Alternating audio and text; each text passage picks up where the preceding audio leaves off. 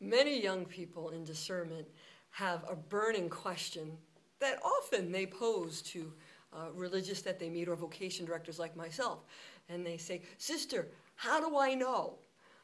I think that's a great question, but it's not an easy one to answer. And it's going to take a little bit of time. And I'm not going to be able to fully answer it today. But let me at least say a couple of things. First of all, by prayer. In order for us to really know what God wants for our life, we have to be able to listen closely. Listen closely to the voice of the Lord. Perhaps we even have to become more familiar with the voice of God in our life, as we would become familiar with the voice of a friend. And ultimately, He is the greatest friend we could ever have. In the time of discernment, I would encourage you to enter into prayer with a listening heart and perhaps get to know the Lord even in new ways.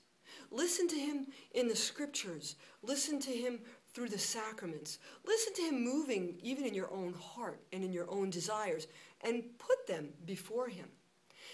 In this type of prayer, we just want to become more open to the movement of God, to the voice of God and the movement of His Spirit. And in doing that and becoming more familiar with the ways of God, and even with the ways that God works with me, we become a little bit more open, and eventually very open, to knowing how He might be leading me, how He might be calling me to make a gift of my life. That's kind of a simple version of the how do I know, but it does take time, and prayer really is essential.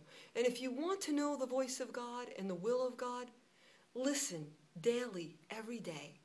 Even if you only have 10 minutes for starters, and then to grow in it a little bit more, it's going to attune you to knowing what He wants, and it's going to prepare you to respond.